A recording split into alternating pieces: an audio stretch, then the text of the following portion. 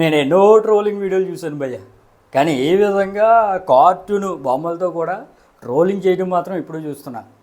Chicken half KG 500 అండి, మీకెంత కావాలి? అమ్మో 500?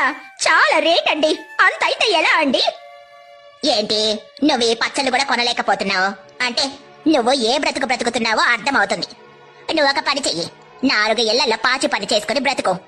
ముష్టి పచ్చళ్ళే కొనలేకపోతున్నావు, నీకెందుకు? మొన్న వాట్సాప్ లో రేట్లు పెట్టారు కదండి, చాలా ఎక్కువగా ఉన్నాయి. అవునా, అయితే ఇప్పుడేం చెయ్యను? కొంచెం రేట్ ఏమీ తగ్గేది లేదా అండి? చాలా ఎక్స్పెన్సివ్ ఉన్నాయండి. అవునా, ఇవి ఎక్స్పెన్సివ్ అన్నావంటే నీ అంత చీప్ ఎవ్వరూ ఉండరు.